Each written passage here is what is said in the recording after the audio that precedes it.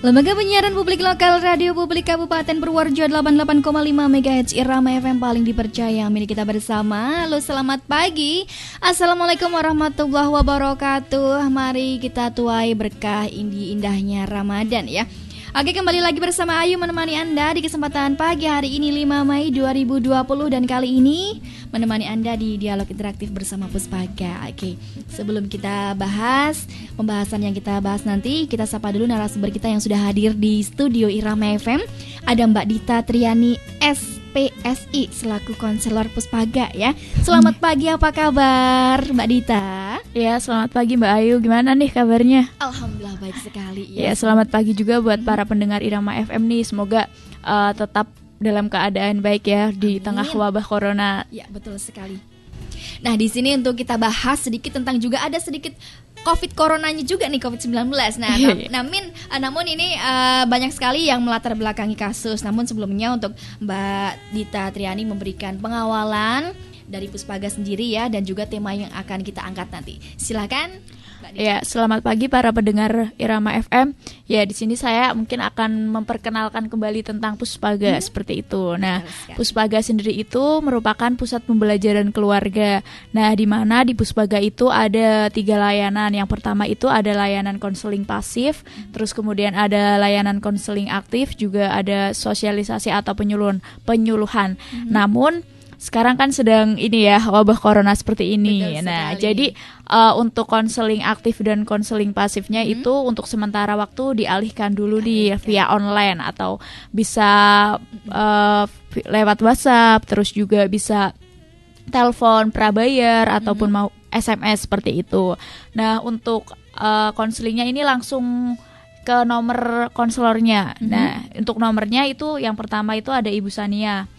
Nomornya 0896 5455 8131. Saya ulangi lagi, 0896 5455 8131. Kemudian ada nomor saya sendiri, Ibu Dita, 0859 5135 3439. Ya, saya ulangi lagi ya, 0859 5135 3439. Nah, mohon dimanfaatkan nih, kan karena apa ya, ini mungkin beberapa orang takut untuk berpergian. Nah, jadi bisa sekali. Langsung mungkin bisa telepon kayak gitu, bisa WhatsApp, monggo dimanfaatkan. Gratis. Gratis loh. Terima kasih untuk mendengar. Oke, mendengar Irama FM, silakan untuk Anda yang ingin berinteraksi langsung bisa melalui line teleponnya di 0275321446 dan juga SMS online serta WhatsApp-nya di 081392696815. Oke, kita akan mengangkat pembahasan di mana ini membangun resiliensi ya menghadapi pandemi COVID-19. Mungkin sebelum ke penjelasan, ini apa saja sih yang melatar belakangi kasus ini membangun resiliensi menghadapi pandemi COVID-19? Jadi ada beberapa latar belakang mengapa sih saya mengangkat tema resiliensi menghadapi pandemi ini. Nah, di mana ini kan sedang marak-maraknya kayak gitu, sedang hangat-hangatnya. Nah, yang pertama itu karena kebanyakan orang itu merasa khawatir nih ataupun cemas. Nah, begitupun juga kita kayak gitu ya, Mbak ya. Sekali. Menghadapi COVID ini.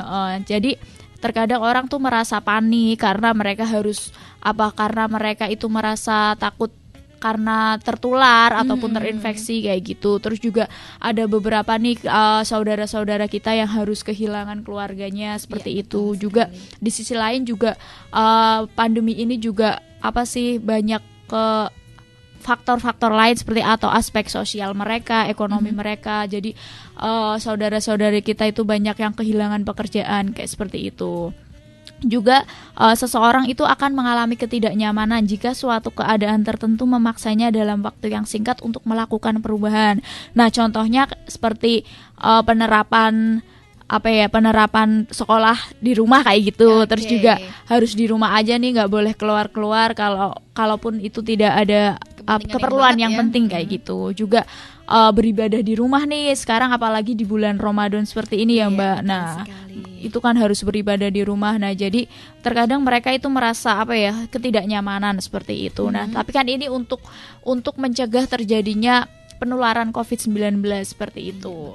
Juga pola interaksi yang mempengaruhi perilaku kebiasaan mereka yang mengharuskan supaya tetap tinggal di rumah karena pandemi corona seperti itu. Nah, sekarang kan banyak nih seperti mungkin guru harus harus lebih interaktif nih lewat WhatsApp ataupun lewat media lain seperti itu. Nah, terus juga pekerjaan yang harus dikerjakan di dalam rumah kayak gitu. Nah, jadi itu terkadang bisa mengganggu kehidupan mereka kayak gitu. Jadi untuk orang tua juga semakin aktif ini mengurus anak dan juga pekerjaan yang harus anak lakukan, misalnya diberikan tugas. Nah, orang tua juga harus stay untuk mengirimkan. Itu yang bagi anak-anak SD ya, mungkin yang belum tahu kelas 1, kelas 2 kan masih bingung anak-anak untuk mengirim tugas ke gurunya gimana kan. Nah, ini yang mungkin jadi pekerjaan tambahan untuk orang tua di rumah ini. Iya, Mbak, betul sekali, itu menjadi tambahan orang tua, dan juga orang tua harus sekarang lebih kreatif kayak gitu. Iya, betul sekali.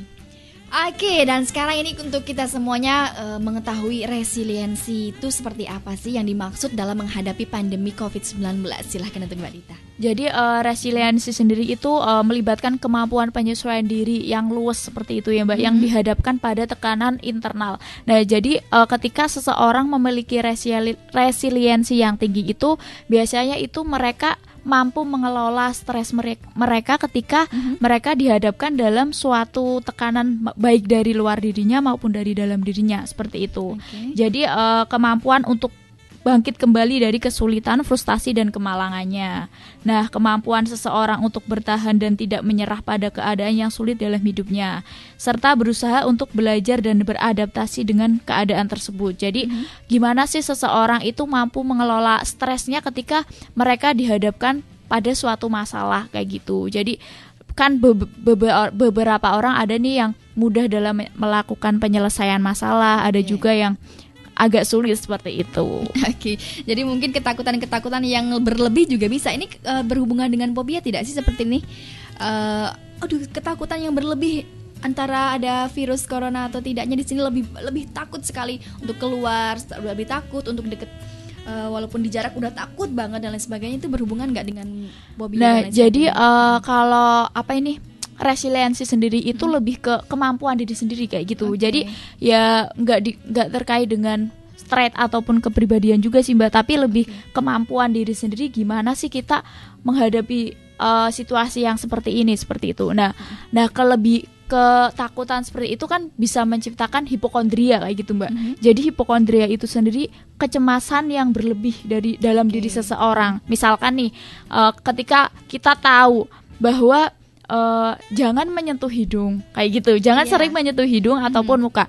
Nah, di sisi lain juga terkadang kita jadi merasa hidung kita tuh banyak kuman kayak gitu. Nah, sedangkan kalau fobia itu kan pernah dialami seseorang dulu, misalkan dia takut ketinggian, mungkin dulu dia pernah jatuh dari ketinggian ataupun trauma, itu trauma seperti itu. Tapi kalau resiliensi itu lebih kepada kemampuan dalam mengatasi stres kayak gitu. Oke, dan di sini untuk ciri-ciri sendiri seperti apa sih yang mengalami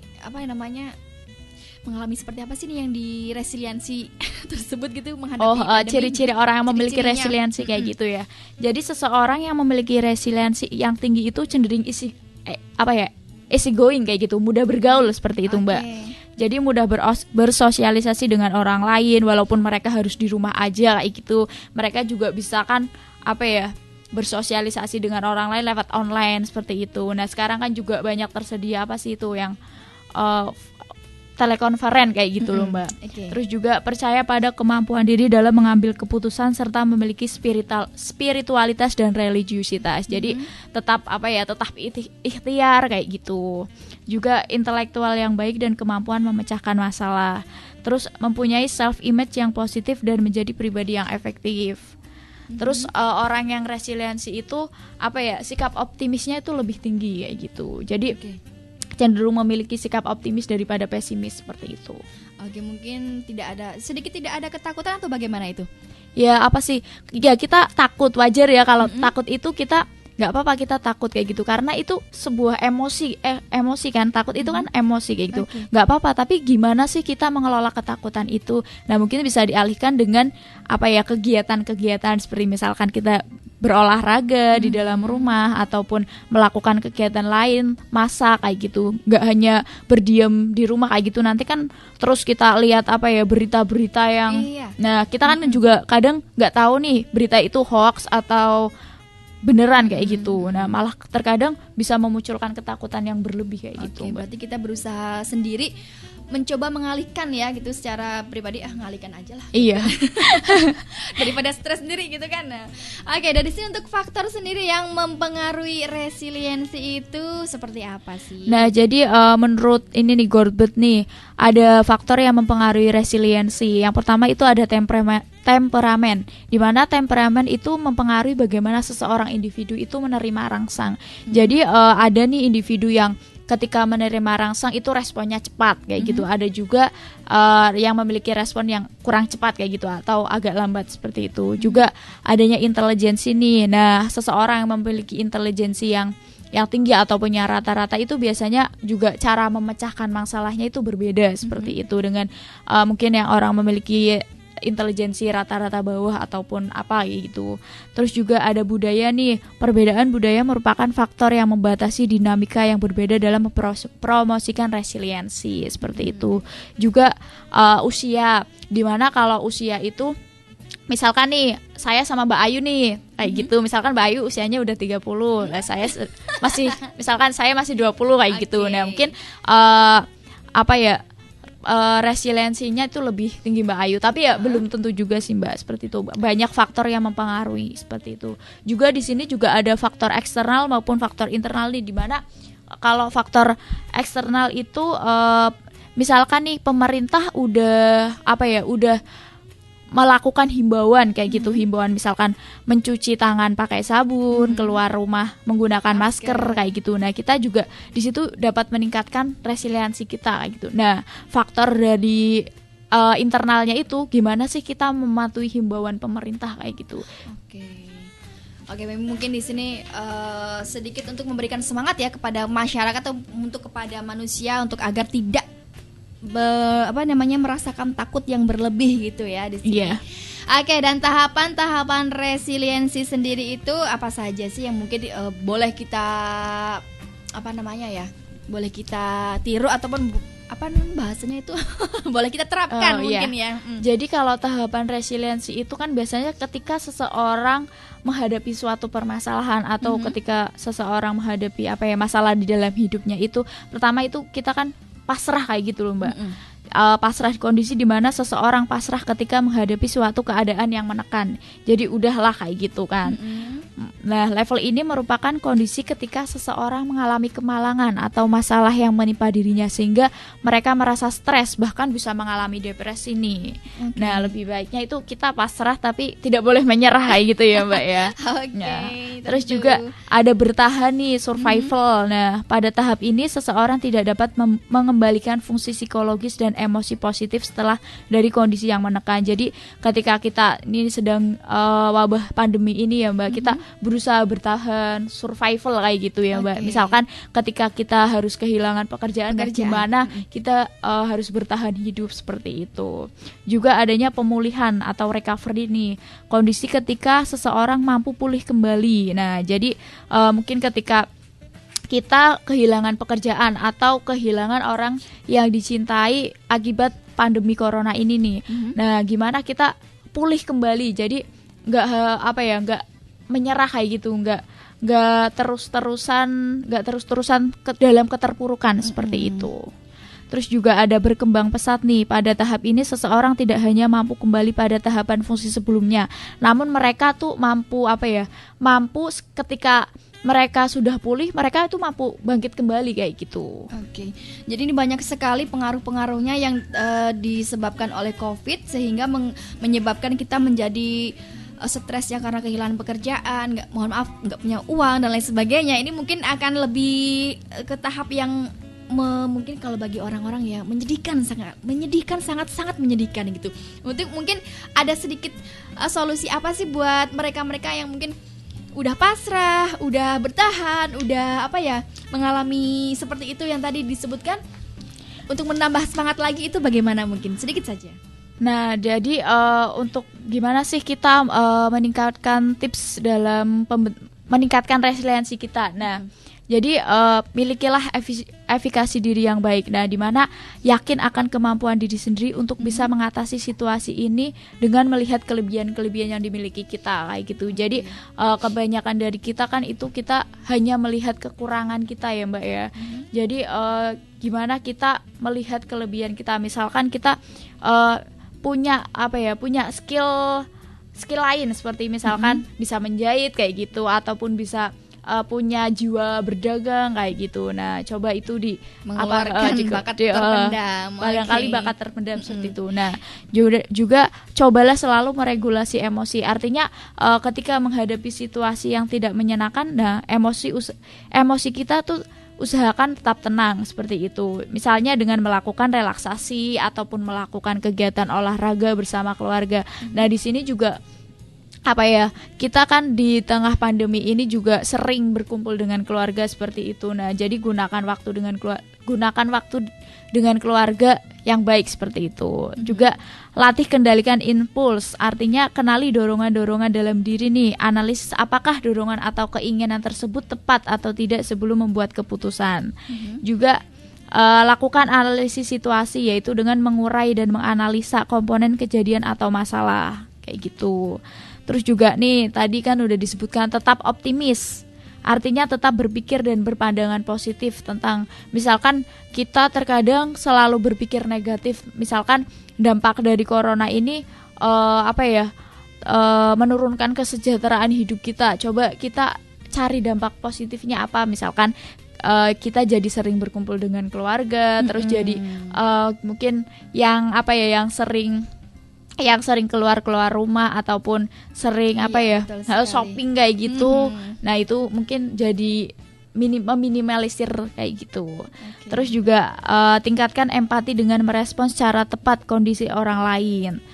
Terus ada tingkatkan aspek positif nih dalam diri sendiri, misalkan menambah skill, pengetahuan atau dengan melatih bakat dan minat yang dimiliki.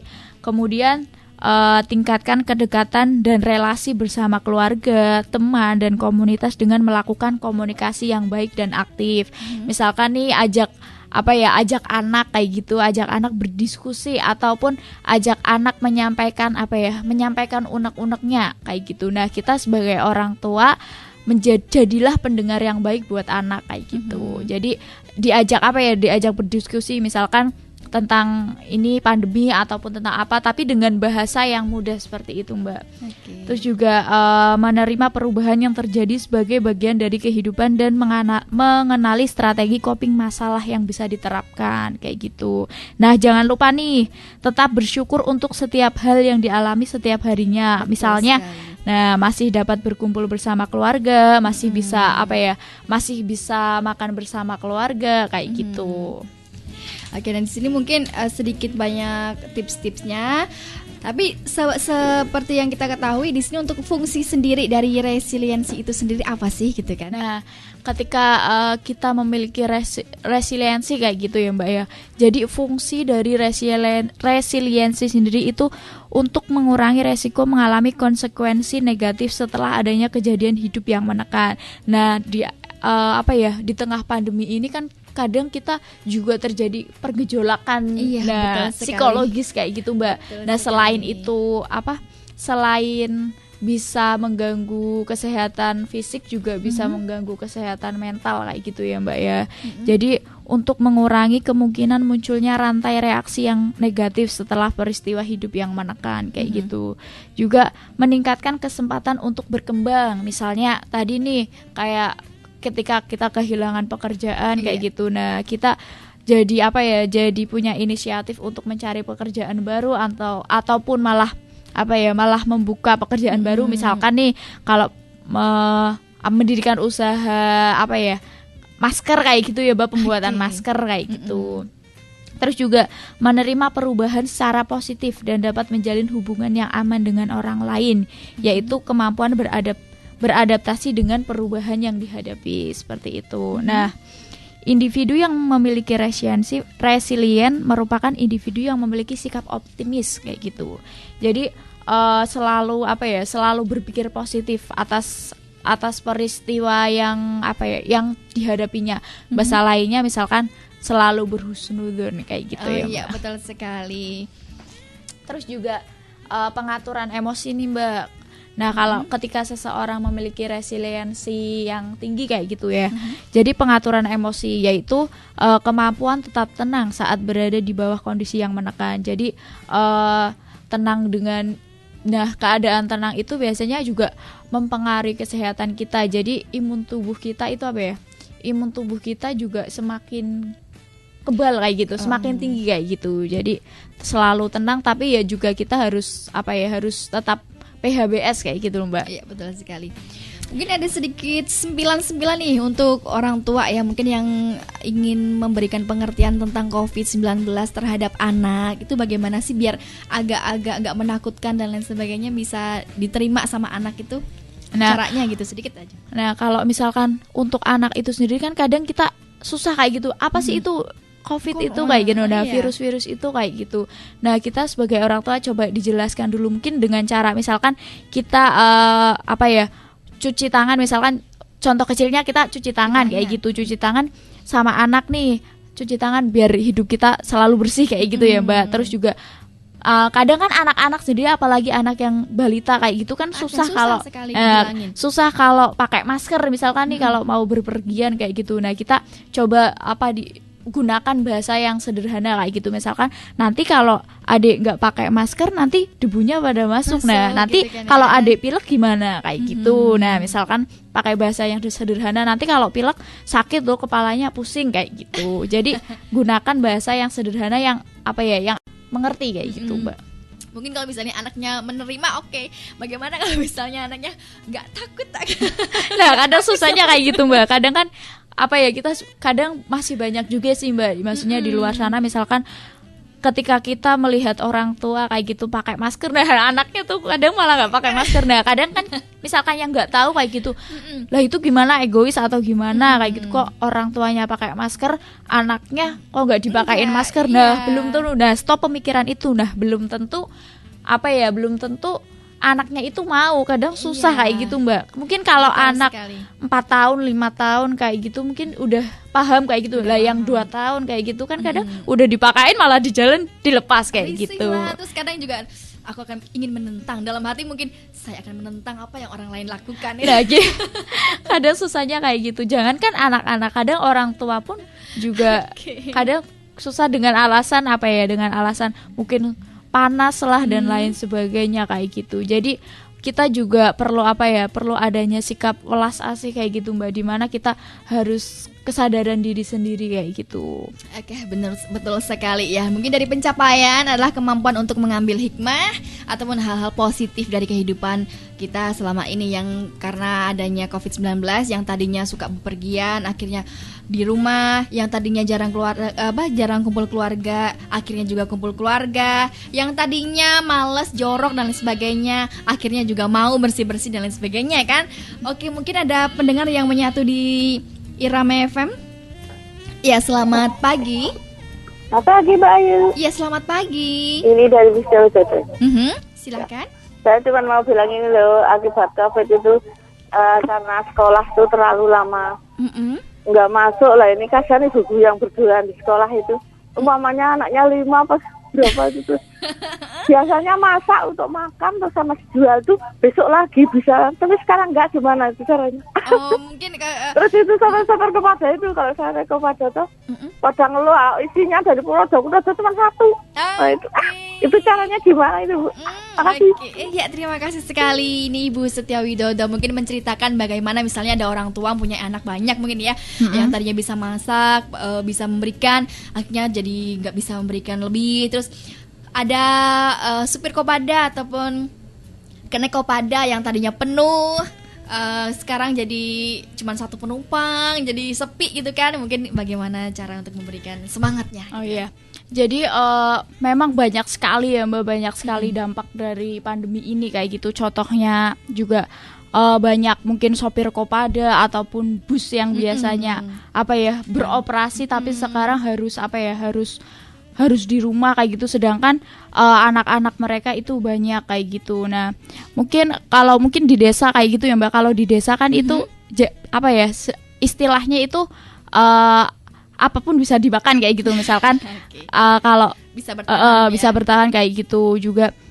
Coba kalau misalkan ada pekerjaan lain ataupun serabutan kayak gitu bisa dilakukan kayak gitu ya Mbak. Nah, sedangkan kalau untuk misalkan anaknya susah nih 5 itu, kalau apa ya, kalau kita jadi kesulitan kayak gitu. Kadang kan kalau misalkan orang tua misalkan anaknya mengganggu, merasa terganggu kayak gitu dengan aktivitasnya, misalkan kadang kan anak-anak pengen bantuin masak kayak gitu, pengen bantuin masak. Nah, coba sekarang ayolah kita masak bareng kayak gitu. Ataupun ketika misalkan anaknya 5 nih jadi di rumah semua, kadang orang tua juga mengeluh, jadi repot ataupun apa, jadi kayak rubus kayak gitu. Nah, mungkin bisa dibagi-bagi dalam melakukan pekerjaan rumah. Nah, ini malah bisa bisa buat membantu orang tuanya, meringankan pekerjaan rumah kayak gitu ya Mbak. Untuk memberikan, ayo masak bareng, kita jual bareng-bareng gitu. Nah, iya kayak gitu Bu. Nah, misalkan si bapaknya ini yang pekerjaannya kopada kayak gitu. Nah, ini kan mungkin bulan Ramadan kayak gitu. Nah, anaknya itu bisa diajak buat masak, misalkan buat kolak ataupun apa. Nah, nanti dijual kayak gitu. Nah, nanti juga misalkan butuh diantar kayak gitu loh Mbak. Nah, kayak gitu bisa kan. Delivery order. Iya, delivery order kayak gitu Mbak. Ya. Oke, mungkin ada sedikit tips ya dari Mbak Dita untuk memberikan semangat untuk Anda yang mungkin memang sudah pasrah, jangan menyerah tapi ya pasrah, tetap berusaha walaupun keadaan menghimpit karena COVID-19 ini. Nah, dari kesimpulan ini untuk Mbak Dita memberikan kesimpulan bahwa dari resiliensi menghadapi COVID-19 ini itu juga untuk menjadi penyemangat kepada pendengar Irama FM. Seperti apa sih? Jadi tadi kan sudah saya membahas tentang resiliensi. Jadi resiliensi itu gimana sih seseorang itu mengelola stres ketika mereka dihadapkan pada suatu masalah seperti itu ya Mbak ya. Jadi penyebaran virus corona yang sangat cepat dan tidak pandang bulu menyebabkan berbagai macam pikiran dan kekhawatiran bias muncul nih apabila himbauan agar tetap di rumah untuk mencegah penyebaran virus sehingga ada yang kehilangan pekerjaan ataupun masalah lain. Nah, padahal kecemasan ini tidak hanya bisa mempengaruhi kesehatan fisik tetapi juga bisa mengganggu kesehatan mental seperti itu. Nah, oleh karena itu perlu adanya kemampuan dalam diri seseorang untuk kembali pulih dari keterpurukannya atau keadaan yang menekan dirinya seperti itu. Nah, dengan menjadi pribadi yang resilient itu kita menjadi lebih mudah beradaptasi dengan situasi yang sulit seperti ini di tengah pandemi virus corona ini seperti itu. Oke, tetap jaga kesehatan yang penting. Betul sekali. Terima kasih sekali atas penjelasan yang disampaikan mengenai resiliensi menghadapi COVID-19. Mungkin sebelum ke penutupan memberikan kesan dan pesan untuk pendengar Irama FM agar bagaimana sih kita selalu sabar, selalu pasrah dengan berdoa, jangan sampai hilang semangatnya dan juga jangan sampai menyerah untuk memberikan semangat pada pendengar Irama FM. Nah, untuk para pendengar Irama FM tetap jaga kesehatan dan selain itu juga kita jangan merasa takut secara berlebihan atau cemas yang menyebabkan imun tubuh kita itu malah menurun kayak gitu. Nah, ketika imun tubuh kita menurun malah kita itu lebih rentan terkena penyakit seperti itu. Jadi selalu berpikir positif dan selalu berdoa, jangan lupa selalu berdoa minta perlindungan seperti itu. Nah, untuk tadi misalkan jawabannya kurang memuaskan bisa lewat via WhatsApp seperti itu ya tadi. Terus juga apabila ada kekurangan dalam menyampaikan tema hari ini saya mohon maaf seperti itu. Oke, tentunya. Wassalamualaikum warahmatullahi wabarakatuh. Oke, terima kasih dan untuk semua pendengar Irama FM mungkin juga ada salah kata di Ayu menyampaikan pertanyaan ataupun memberikan obrolan ya, untuk juga dimohon dimaafkan juga ya. Terima kasih untuk Anda pendengar Irama FM yang sudah bergabung di 88 di dialog interaktif bersama Puspaga ya, dan juga Mbak Dita Triani PSI selaku konselor Puspaga. atas penjelasannya, semoga bermanfaat untuk pendengar Irama dimanapun berada. Kita mohon pamit apabila ada kata yang salah, mau dimaafkan. Wabillahi taufiq